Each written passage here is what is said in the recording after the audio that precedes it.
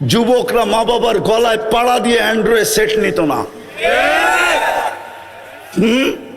প্রবাসী বাপকে গালি দিয়ে বাইক কিনত না। কসম খোদার, কোন ঘরের ভিতরে চাহিদা থাকতো না। অভিযোগ তো দূরের কথা, দুটোটাই লানত। যদি জান্নাত চিনতো তাহলে আমার সমাজ এরকম হতো না। জান্নাত তো চিনি না, যেটা দিয়ে আল্লাহ কিনবে। কোরআন তো এটাই বলে, আর রাদিতুম বিল হায়াতিদ দুনিয়া।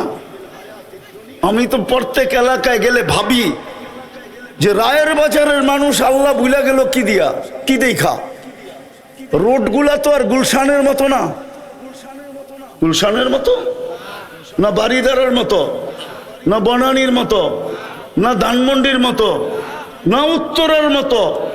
নাগরিক ফ্যাসিলিটি তো উত্তরার মতো না, ধানমন্ডির মতো না, বাড়িদারার মতো না, গুলশানের মতো না, বনানীর মতো না।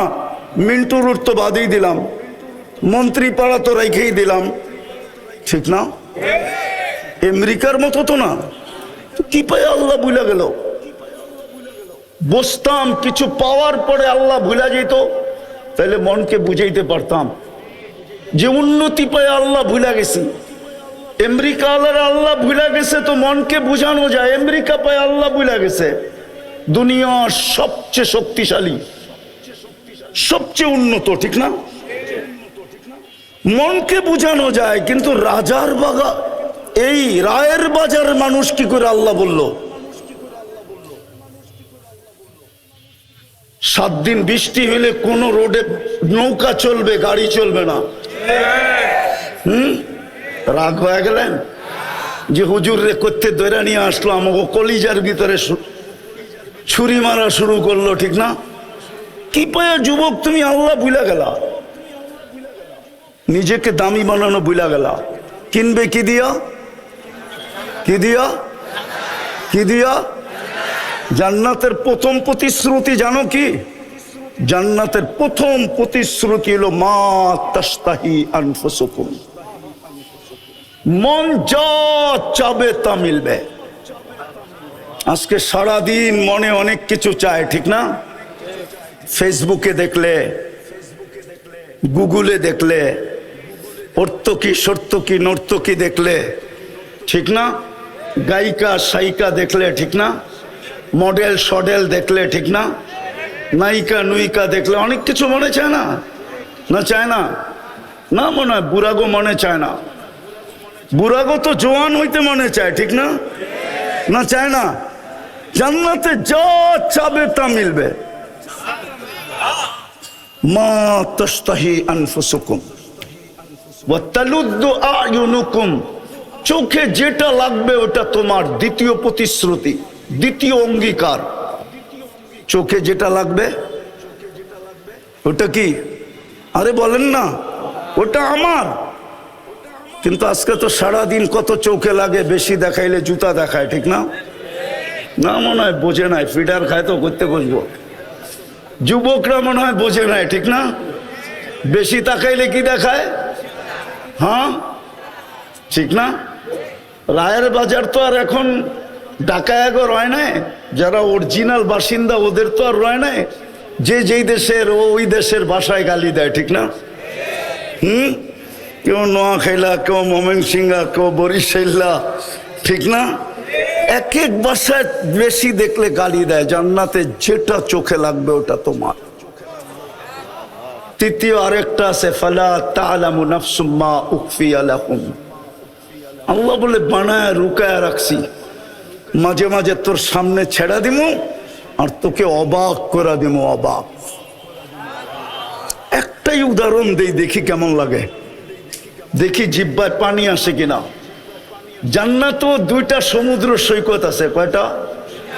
একটার নাম বাইদাজ, আরটার নাম বাইদাখ। 2টা আছে। বাংলাদেশের মিল আছে জান্নাতের সাথে। বাংলাদেশও 2টা সৈকত, একটা কুয়াকাটা, একটা কক্সবাজার, ঠিক না? তো জান্নাতে ডেলি সকালবেলা এক জায়গায় যাবে, বিকালবেলা এক জায়গায় যাবে। ডেলি বলবে ইনতালিকু বিনা ইলা বাইদাজ, ইনতাকলিকু বিনা ইলা বাইদাখ। প্রথম যায় আড্ডা হবে, আড্ডা। পরে আল্লাহ কুদরত দ্বারা পাকায়া খানা পাঠাবে, খাওয়া দাওয়া হবে। এমনকি সমুদ্রের মাছ পর্যন্ত খাবে, অতিথি পাখি খাবে। যখন ফিরতে শুরু করবে জান্নাতের দিকে, ওই পর্দার ভিতর থেকে একটা বাহির করে প্রত্যেকের সামনে একটা একটা ছেড়া দিবে। মনে হয় বোঝে নাই কি কি? আরে না, ডানা আলা, দুনিয়ার তো ডানা কাটা। না, সারাদিন মানুষে দেখে ওর ডানা থাকে কোথেকা? জান্নাতেরটি ডানা আলা, ডানা আলা। হাঁটু পর্যন্ত বানাইছেন মুস্ক দিয়া, কমর পর্যন্ত আম্বার দিয়া, কাত পর্যন্ত পিওর জাফরান দিয়া। পিওর জাফরান আমি বুঝামু কোথেকা? নিয়ে যেতে হবে স্পেনে। হ্যাঁ, যেদিন আমি স্পেনে জাফরানের বাগান দেখছি, ক্ষেত, ওই দিন আমি বুঝছি যে এই ক্ষেতে এই পর্যন্ত কেমন হবে। কসম খোদার, এটা বোঝানো যাবে না, হুজুর গড়ও বুঝাইতে পারবো না। সানিদা কাই বুয়াদ মানেন্দে দিদা। আর চেহারাটা বানাবে হোয়াইট কাফুর দিয়া। 120 ফিট লম্বা, চুলটিও 120 ফিট লম্বা হবে। কিন্তু দুনিয়ার মা বোনরা শুনলে আবার হেরা বলতে পারে, হুজুর তো আমাকে নিচে নামায় দিতেছে, ওইদিকে উপরে উঠায় দিতেছে, ঠিক না? দুনিয়ার মা বোন যদি নিজের দামি বানাইতে পারলো আর জান্নাতের অধিকারী বানাইতে পারলো, তো এই সমস্ত হুরের থেকে 1 লক্ষ গুণ রূপ বেশি হবে। আরেক রেওয়ায়েতে আছে 1000 গুণ বেশি রূপ হবে। 2 রেওয়ায়েতই আছে, 1000 গুণ রূপ বাড়বে।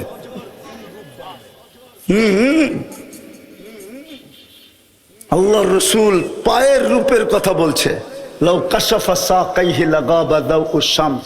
2টা পাও খুলে দিলে সূর্য চিরদিনের জন্য আলো হারায় ফেলবে।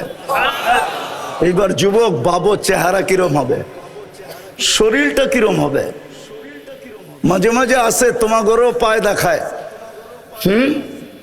পাও দেখায়, পাও ঠিক আছে না?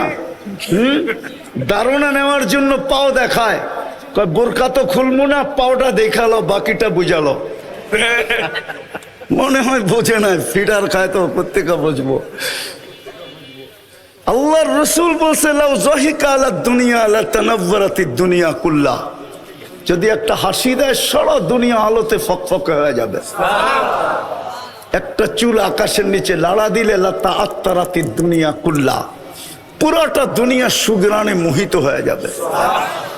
লাউ বাযাগা সাবআতি আবহুর লাসারা আদবা। 7 সমুদ্রে থুতু দিলে পানিগুলা মধুর মতো মিষ্টি হবে।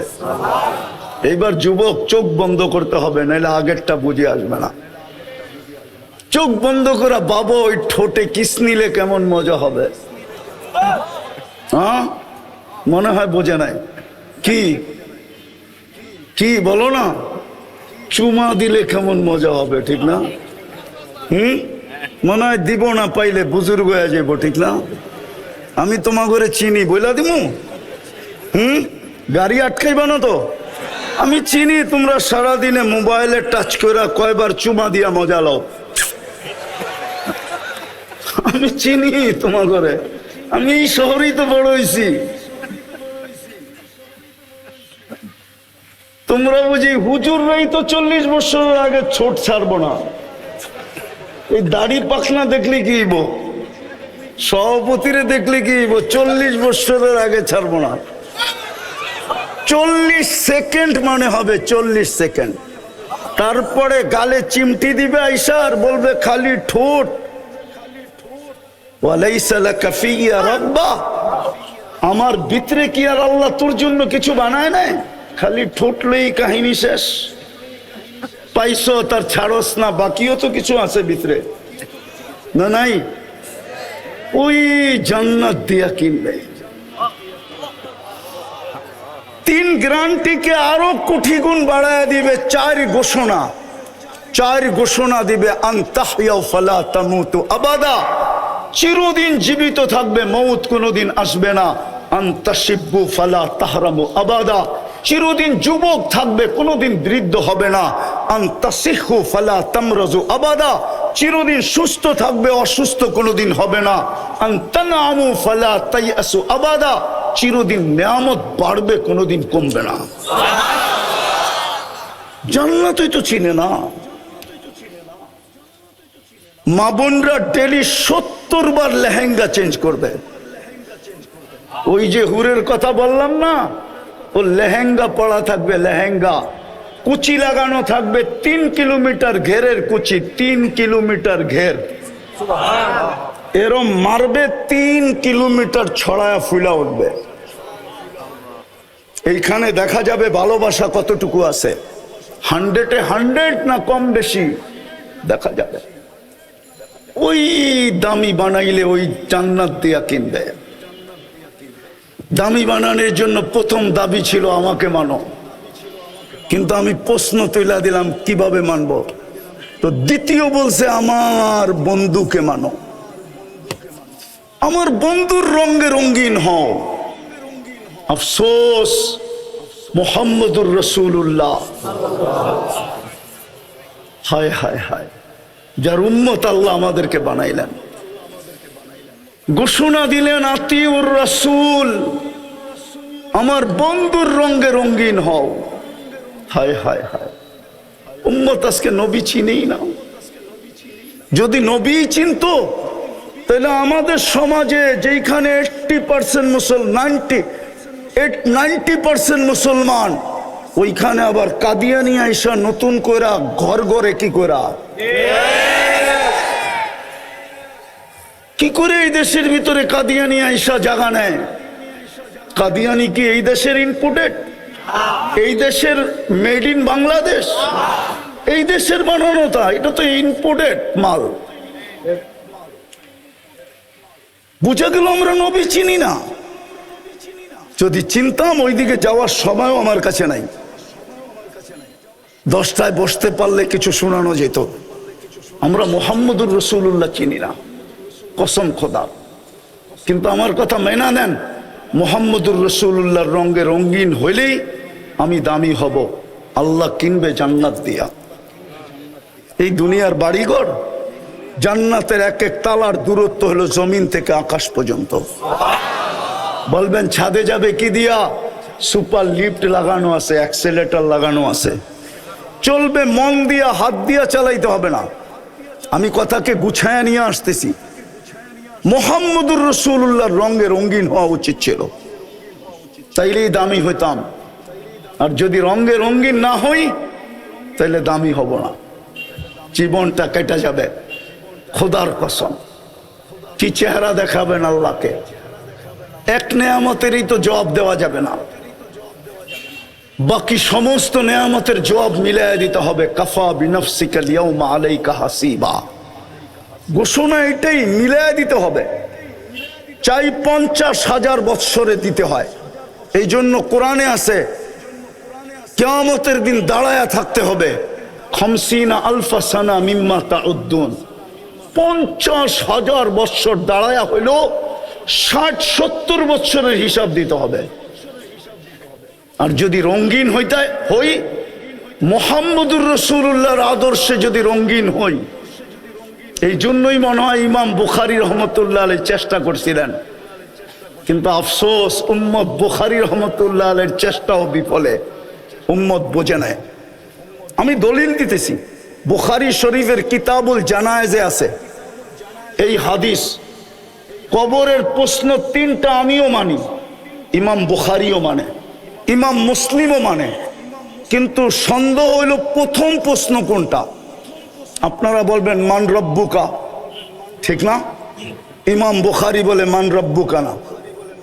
নিয়ে আসেন বুখারী, আমি খুলে দেখাই দিই। ইমাম বুখারী রহমতুল্লাহ আলাইহি বলে প্রথম প্রশ্ন হবে মা কুনতা তাকুলু ফি হাযার রাজুলি মুহাম্মাদিন। প্রথম প্রশ্ন হবে, বলো তুমি মুহাম্মদুর রাসূলুল্লাহর রঙে কতটুকু রঙিন ছিলা যুবক? নিয়ে আসেন বুখারী, আমি খুলে দেখায় দিই। এইখানে সাইকুল হাদিসও আছে। কিতাবুল জানায়েজের ভিতরে এই হাদিস আছে, আরো 10 জায়গায় আছে, কিন্তু শর্ট শর্ট। কিতাবুল জানায়েজের ভিতরে আছে, মুর্দাকে দাফন করার পরে যখন আত্মীয় স্বজন ফিরতে শুরু করে, তখন মুর্দা এদের ফিরা যাওয়ার পায়ের আওয়াজ শুনতে পায়, জুতার আওয়াজ শুনতে পায়। তারপরে 2 ফেরেশতা আসে, মুর্দাকে বসায় আর জিজ্ঞাসা করে, মা কুনতা তাকুলু ফি হাদার রাজুলি মুহাম্মাদিন। প্রথম প্রমাণ করতে হবে ওনার রঙে কতটুকু রঙিন ছিল। ভালো মতে বোঝেন, ভালো মতে বোঝেন, ওই রসুল যার কারণে আপনার মাথায় শ্রেষ্ঠত্বের মুকুট, কুনতুম খায়রা উম্মাহ, এটা মুকুট, এটা তাজ মাথায় আমাদের। 1.25 লক্ষ উম্মতের ভিতরে আমরা শ্রেষ্ঠ, শ্রেষ্ঠত্বের মুকুট আমাদের মাথায়। মুহাম্মদুর রাসূলুল্লাহর উম্মত হিসাবে, উম্মত হওয়ার কারণে হুয়াজতাবাকুম, আল্লাহ বলে আমি কুদরতি হাত দিয়ে তোকে বাছাই করছি, বাছাই। তুই বাছাইকৃত। আমি হুজুরেরটা জানি না, আমারটা জানি। আমার মনের ধারণা 100 না, 1000 না, লক্ষ না, কোটি না, মনে হয় কয়েকশো কোটি মানুষের ভিতরে যখন আমি আল্লাহর কুদরতি চোখে পড়ছি রুহের জগতে, তো আল্লাহ বলছে তোকে আমার বন্ধুর উম্মত বানাইলাম, থাক এখানে। আল্লাহ বাছাই করে আমাদেরকে উম্মত বানাইছেন। কোরআনের আয়েক আয়াতের দিকে দেখলে আরো বেশি মর্যাদা দেখা যায়। শুহাদা আলান নাস, কিয়ামতের দিন আল্লাহ আমাদেরকে নিজের পক্ষের রাজ সাক্ষী বানাইছে, রাজ সাক্ষী। সমস্ত উম্মতের ব্যাপারে আমরা আল্লাহর পক্ষ হয়ে সাক্ষী দিব, নবীদের পক্ষ হয়ে আমরা সাক্ষী দিব। বুখারীতে নূহ আলাইহিস সালামের কাহিনী আছে। উম্মত বলবে নূহ নামের কাউকে আমরা চিনি না।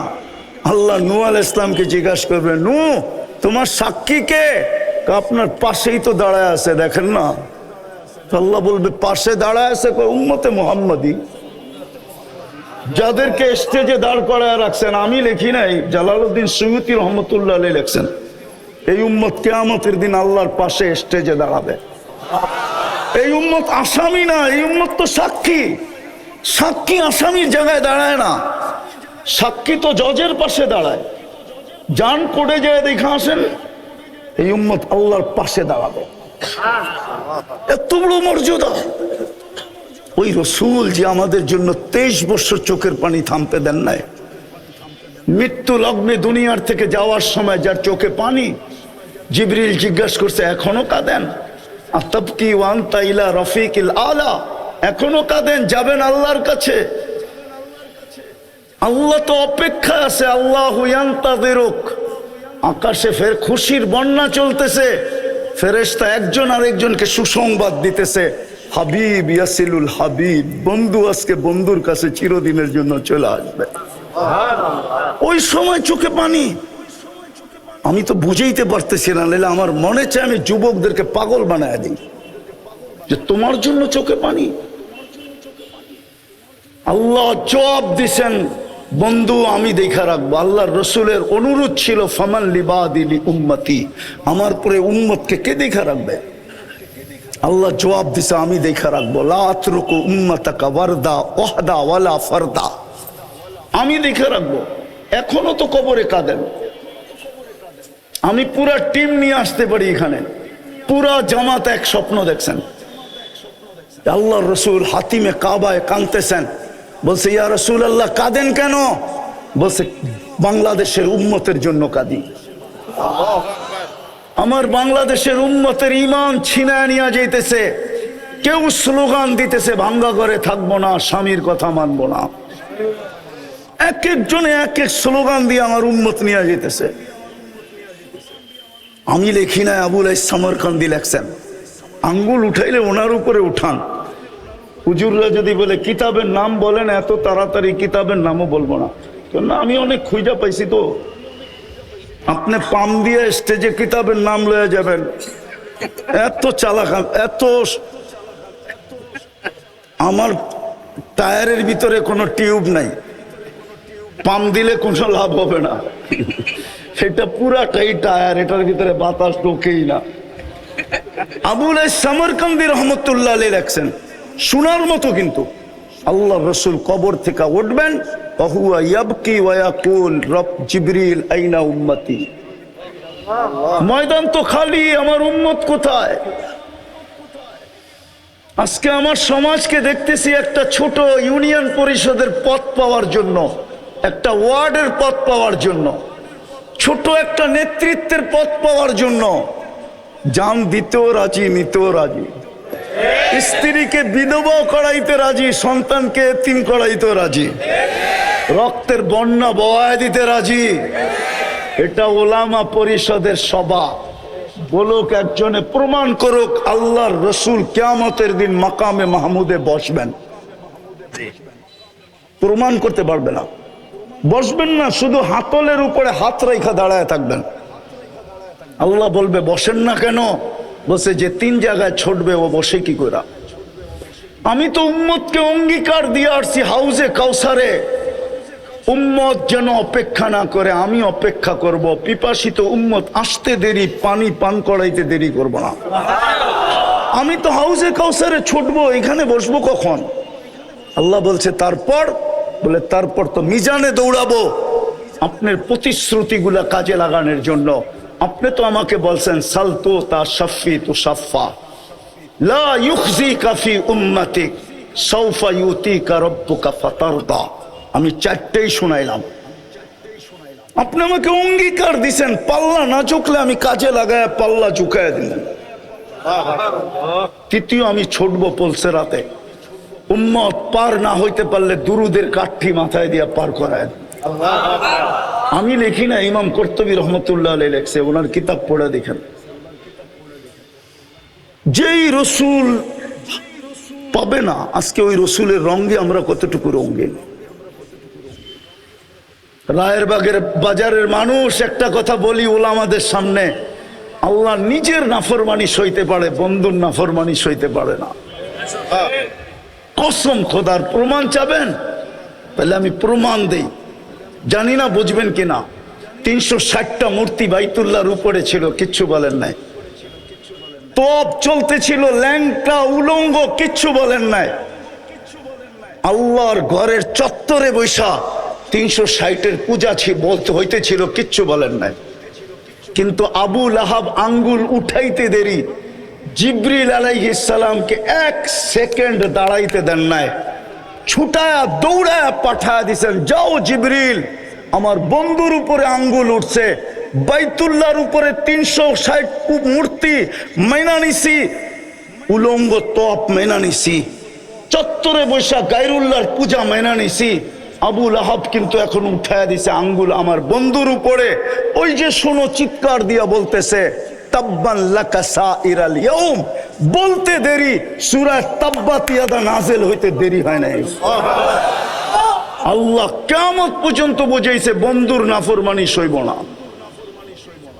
আজকে বলেন 90% মুসলমানের দেশ, নবীর আদর্শ কতটুকু আমাদের জীবনে ঘৃণিত, কতটুকু অবহেলিত, কতটুকু লাঞ্ছিত, কতটুকু বঞ্চিত।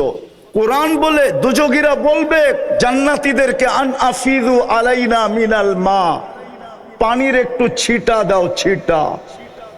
আল্লাহ দিতে দিবে না, কেননা জান্নাতের পানির ছিটা দুজগের আগুন খালাস না, খালাস না? হ্যাঁ মানেন? হ্যাঁ সত্য তো। যদি জান্নাতের পানি এরকম হয় তো হাউজে কাউসার তো এর চেয়ে বেশি। ইন্না আতাইনা কাল কাউসার। আল্লাহ তো বলে, বন্ধু আপনাকে সম্মানিত করছি আমি কাউসার দিয়া, খায়রে কাসির। আর হাউজে কাউসারও বলতে পারেন, ওটার ভিতরেই খায়রে কাসির। ওই রসুল তিনি বসবে না। আজকে ওনার আদর্শ কই? আপনি হয়তো একটা প্রশ্ন করবেন যে রসুল তো নাই, 1445 বছর চলতেছে, হিজরি সন কত? 45 না 47? 1447 থেকে 10 বাদ দেন, কত থাকে? 1437 বছর আগে আল্লাহ রসুল দুনিয়ার থেকে চলে গেছেন। 10ম হিজরিতে দুনিয়ার থেকে চলে গেছেন, ঠিক না? আপনি বলবেন রসুল তো নাই, আমি ওনার আদর্শে আদর্শবান হব তো হব কি করে? শেষ জায়গায় চলে আসছি, ভালো মতে মন দিয়া। তারপরেই কোরআন বলছে ও উলুল আমরি মিনকুম, এই যে আমার পিছে যেগুলো বসা আছে এগুলা এদের কাছে সুরক্ষিত আছে মুহাম্মদুর রাসূলুল্লাহর রং। প্রত্যেকে দোকান খুলে বসা আছে, এদের কাছে পাওয়া যাবে মুহাম্মদুর রাসূলুল্লাহর রং। কোরআন এদের কথাই বলছে উলুল আমরি মিনকুম। কোরআনও বলে আওরাসনাল কিতাব আল্লাযী নাসতাফাইনা মিন ইবাদিনা।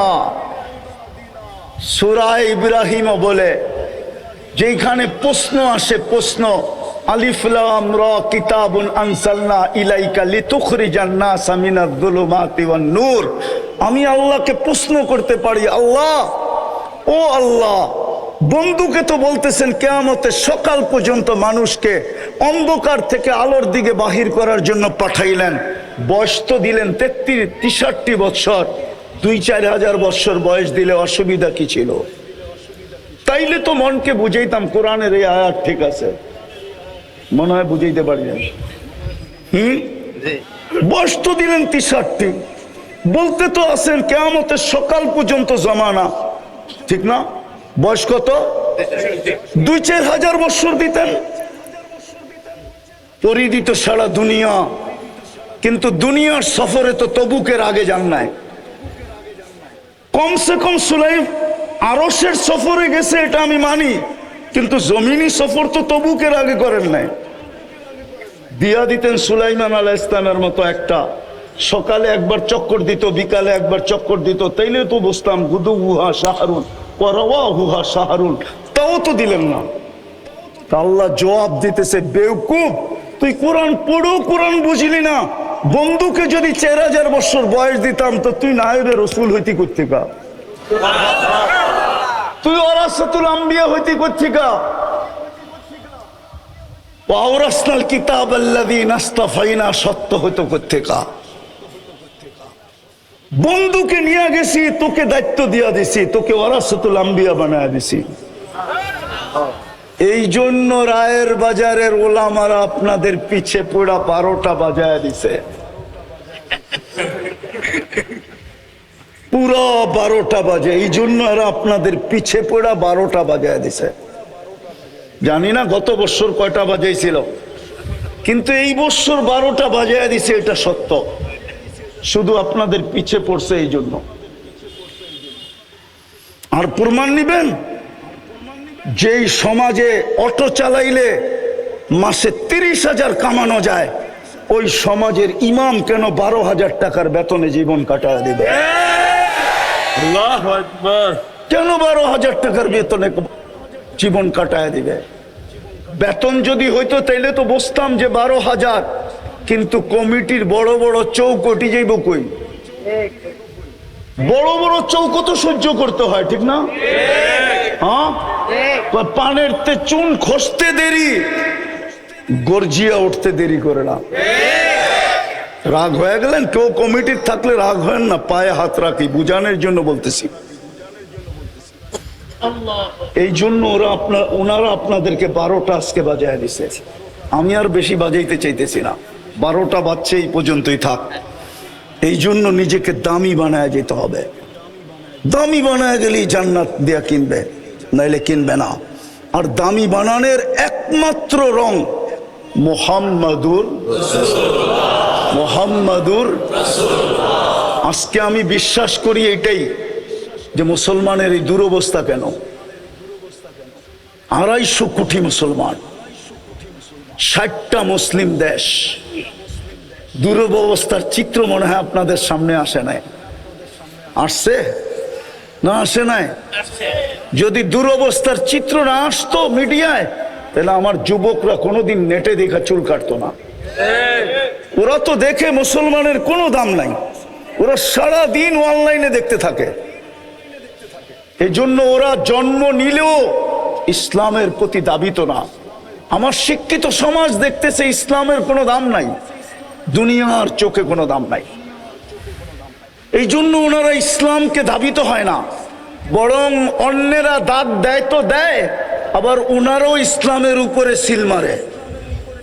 হুজুর দেখলেই কয় সন্ত্রাসী, মাদ্রাসা দেখলেই কয় জঙ্গি, যদিও আজ পর্যন্ত প্রমাণ করতে পারে না। আলহামদুলিল্লাহ, আমি আর এটা আলোচ্য বিষয় না। মুসলমানের এই দুরবস্থা কেন?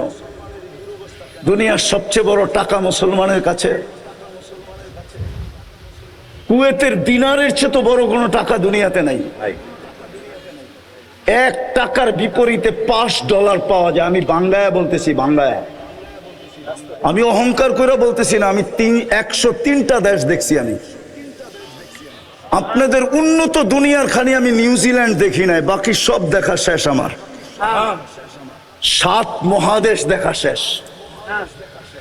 এই জন্য বলতেছি, সমস্ত মুসলমান দেশও যদি মাটিতে মিশা যায় আমার যোগ বিয়োগ মিলবে, কিন্তু ফিলিস্তিন যে মাটিতে মিশা যেতেছে আমার যোগ বিয়োগ মিলে না। আমার যোগ বিয়োগ মিলে না। কেন? আমি মিডিয়ায় দেখা বলতেছি না, আমি 15 বছর আগে 2 চোখে ফিলিস্তিন দেখা আসছি। 2010-এ ফিলিস্তিনের কোনো গলি নাই যে গলি সাক্ষী না দিবে। মক্কা, মদিনা আর ফিলিস্তিন, এই 3টা মিটা, এই যোগ বিয়োগ আমার মিলবে না। কেননা ফিলিস্তিন মিলবে না কেন জানেন? আমি জানি ইব্রাহিম আলাইহিস সালাম কোথায় ঘুমায়। আমি ওয়াদিয়ে খলিল চিনি। যেখানে ইব্রাহিম আলাইহিস সালাম ঘুমায় ওই মহল্লাটাকে বলা হয় ওয়াদিয়ে খলিল। আমি চিনি মুসা আলাইহিস সালাম কোথায় ঘুমায়, যেটাকে বলা হয় ওয়াদিয়ে মুসা। আমি চিনি শুআয়ব আলাইহিস সালাম, ওনার শ্বশুর মুসা আলাইহিস সালামের শ্বশুর কোথায় ঘুমায়। আমি চিনি, শুধু চিনি না, ওই কবরে যায় জিজ্ঞেস করে না যে আমি গেছিলাম কিনা। হইতে পারে কবর থেকে বলবে আসছিল, সালাম দিয়া গেছে। আমি চিনি মুসা আলাইহিস সালামের শিষ্য ইউশা বিন নুন আলাইহিস সালাম কোথায় ঘুমায়। আমি চিনি আইয়ুব আলাইহিস সালাম দুপুরে কোথায় আরাম করতেন। আমি চিনি 70 জন নবীর কবর চিহ্নিত আছে। আমি চিনি 45,000 সাহাবাদের কবর ফিলিস্তিনে। মুসলমানের প্রথম কেবলা, যেখানে মেরাজের রাত্রে আল্লাহ কিয়ামতের দিন জীবিত করার আগে সমস্ত নবীদেরকে সশরীরে ওই মেরাজের রাত্রে আল্লাহ জীবিত করার সম্মেলন করছেন বাইতুল মুকাদ্দাসে। শুধু বন্ধুর খাতিরে সম্মেলন করছেন।